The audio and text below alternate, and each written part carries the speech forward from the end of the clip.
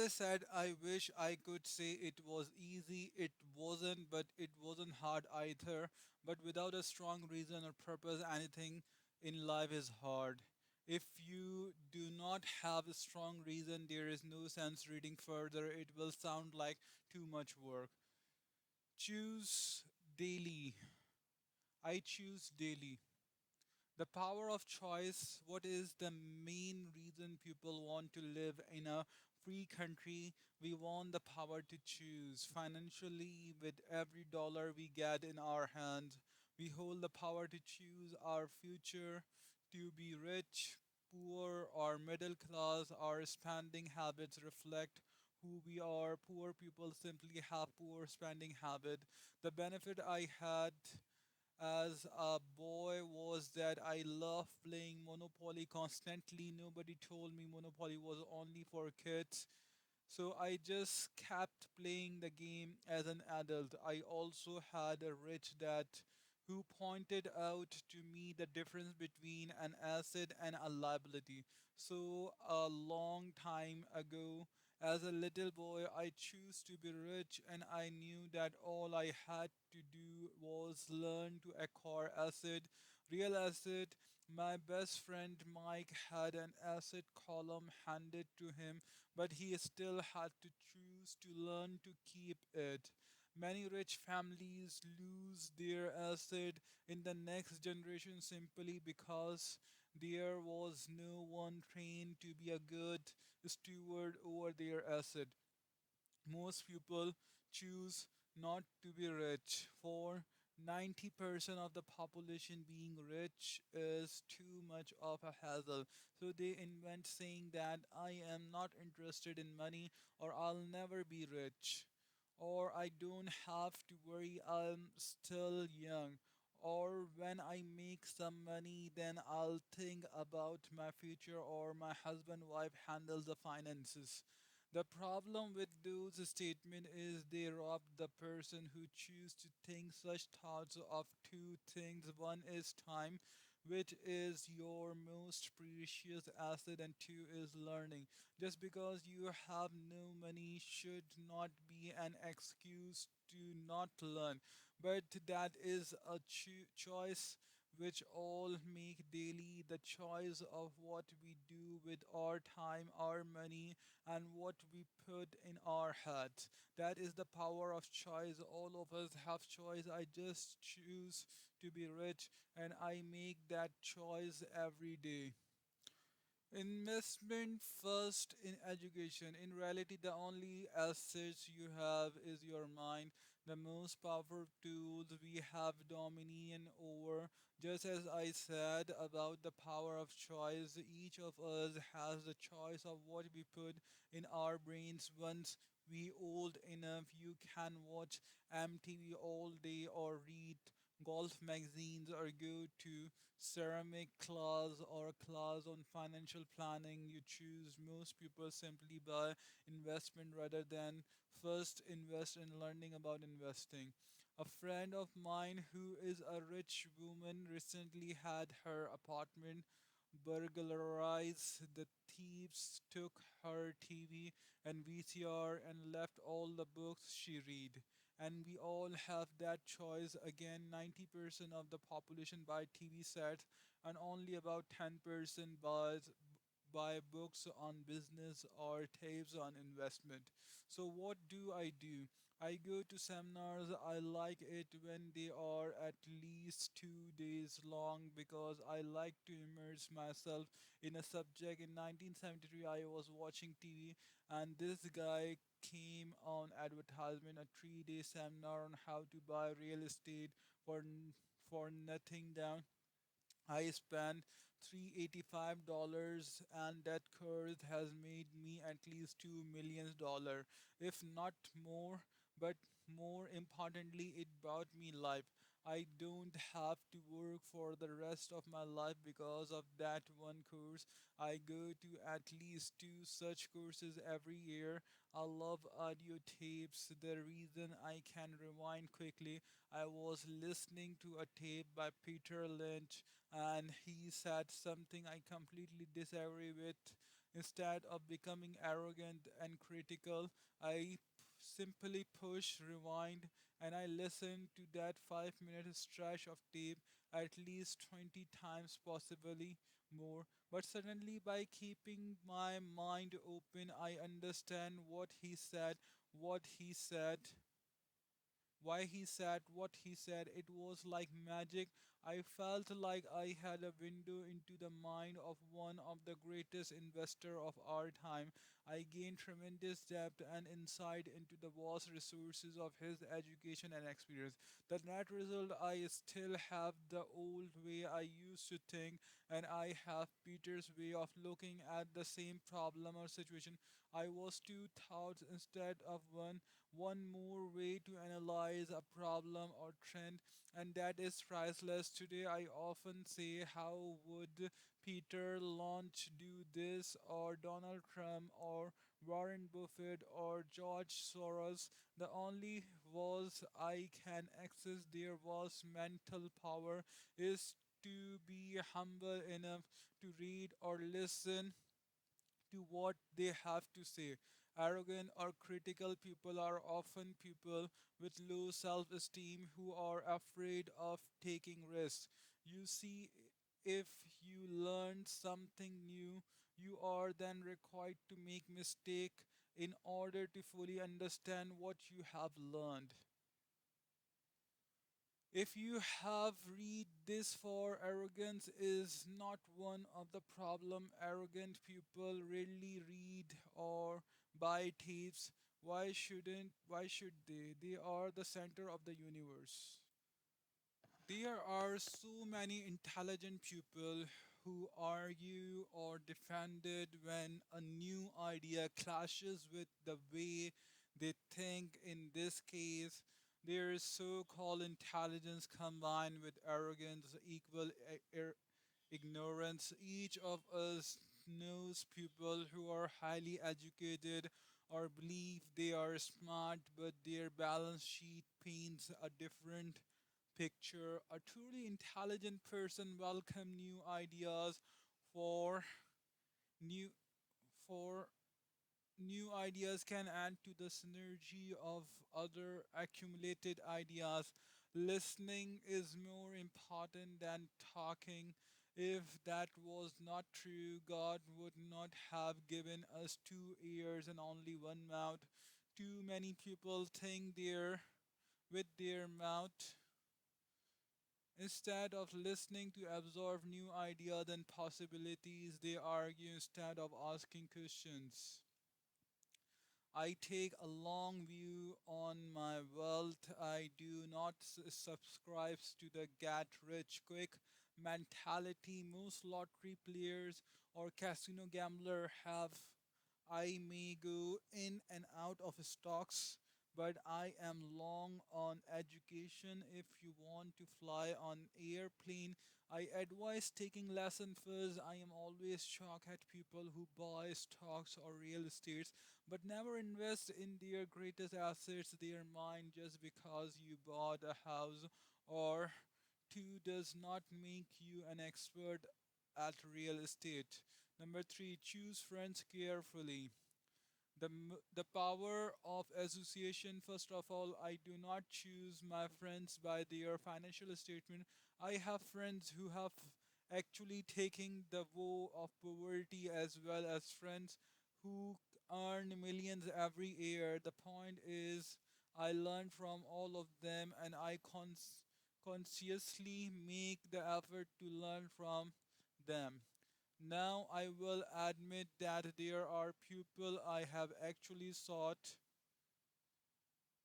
out because they had money.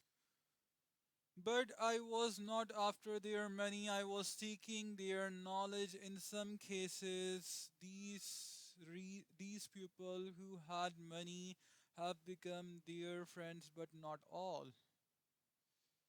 But there is one distinction that I would like to point out. I've noticed that my friends with money talk about money, and I do not mean brag. They are interested in the subject, so I learn from them and they learn from me. My friends, whom I know, are in dire straits financially, do not like talking about money, business, or investing. They often think it rude or unintellectual. So I'll also learn from my friends who struggle financially. I find out what not to do. I have several friends who have generated over $1 million in their short lifetime. The three of them report the same phenomenon. Their friends, their friends who have no money have never come to them to ask them how they did it. But they do come asking for one of the two things or both.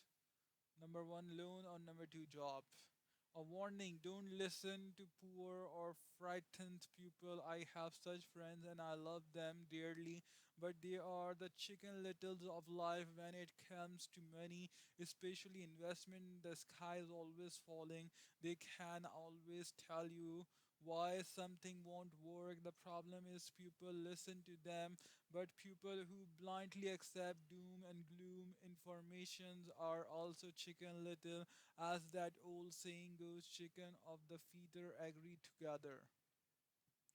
If you watch CNBC, which is a gold mine of investment information, they often have a panel of so called experts. One expert will say the market is going to crash, and the other will say it's going to bloom.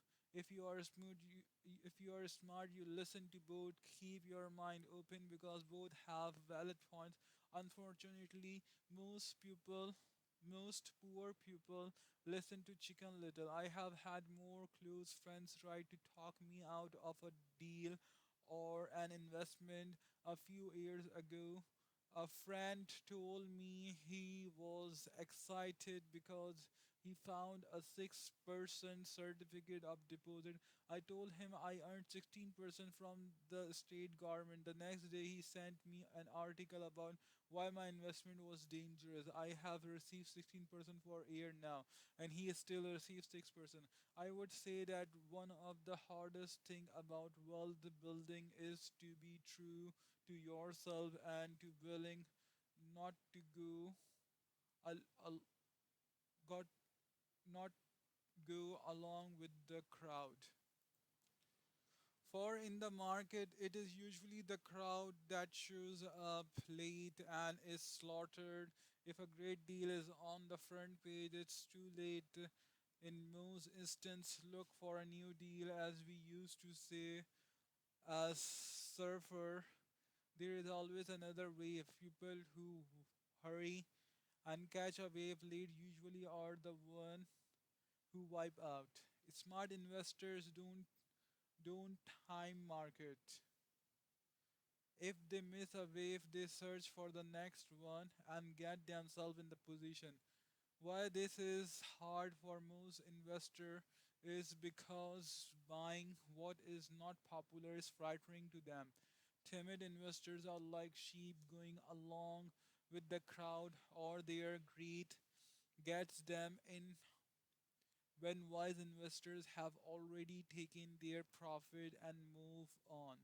Wise investors buy an investment, and when it's not popular, they know their profit are made when they buy, not when they sell. They wait patiently, as I said. They do not time the market. Just like surfer, they get in position for the next big swell. It's all insider trading. There are forms of insider trading that are illegal, and there are forms of insider trading that are legal. But either way, it's insider trading. The only distinction is how far away from the inside are you. The reason you want to have rich friends who are close to the inside is because that is where the money is made. It's made on information. You want to hear about the next boom. get in and get out before the next burst. I'm not saying do it illegally, but the sooner you know, the better your chance are for profits with minimal risk. That is what friends are for, and that is financially intelligence. Number four, master a formula and then learn a new one. The power of learning quickly in order to make bread. Every baker follow a recipe even if it's only held in their head. The same is true for making money. That's why money is often called dog. Most of us have heard the saying you are what you eat. I have different slant on the same saying. I say you become what you study. In other words, be careful what you study and learn because your mind is so powerful that you become what you put in your head. For example, if you study cooking, you then tend to cook, you become a cook. If you don't want to be a cook anymore, then you need to study something else. Let's say a school teacher. After studying teaching, you often become teacher and so on. Choose what you study carefully. When it comes to money, the masses generally have one basic formula they learned in a school, and that is work for money. The formula I see that is predominant in the world is the everyday millions of people get up and go to work, earn money, pay bills, balance checkbooks, buy some mutual funds, and go back to work. That is the basic formula or recipe. If you are tired of what you are doing and you are not making enough, it's simply a case of changing the formula via which you make money. Years ago, when I was 26, I took a weekend class called How to Buy Real Estate Foreclosure. I learned a formula. The next trick was to have the discipline to actually put into action what I had learned. That is where most people stop. For 3 years while working for Xerox, I spent my spare time learning to master the art of buying foreclosures. I've made several millions dollar using that formula, but today it's too slow and too many other people are doing it. So after I mastered that formula, I went in search of other formulas. For many of the classes, I did not use the information I learned directly, but I always learned something new. I have attended classes designed for only derivative traders, also a class for commodity option traders, and a class of geologists. I was way out of my league being in a room full of people with doctorates in nuclear physics and space science, yet I learned a lot that made me stock and real estate investing more meaningful and lucrative. Most junior colleges and community colleges have classes on financial planning and buying of traditional investment. They are a great place to start. So I always search for a faster formula. That is why on a fairly regular basis I make more in a day than many people will make in their lifetime. Another side note, in today's fast changing world, it's not so much what you now know anymore that counts, because often what you know it's old. It is how fast you learn. That skill is priceless. It's priceless in finding faster formula recipe, if you will, for making dog. Working hard for money is an old formula born in the day of a caveman. Number five, pay yourself first. The power of self discipline. If you cannot get control of yourself, do not try to get rich. You might first want to join the Marine Corps or some religious order so you can get control of yourself. It make no sense to invest, make money and blow it. It is the lack of self discipline that cause most lottery winners to go broke soon after winning millions. It is the lack of self discipline that causes people who get a raise to immediately go out and buy a new car or take a cruise. It is difficult to say which of the 10 steps is the most important, but of all the steps, this step is probably the most difficult to master. If it is not already part of your makeup, I would venture to say that is the lack of personal self discipline. That is the number one line delineating factor between the rich, the poor, and the middle class. Simple, simply put, people who have low self-esteem and low tolerance for financial pressure can never, and I mean never, be rich. As I have said, a lesson learned from my rich dad was that the world will push you around. The world pushes people around not because other people are bullies, but because the individual lack internal control and discipline. People who lack internal fortitude often become victims of those who have self-discipline. In the entrepreneur class I teach, I constantly remind people to not focus on their product, service, or widget, but to focus on developing management skills. The three most important management skills necessary to start your own business are: number one, management of cash flow; number two, management of people; number three, management of personal time.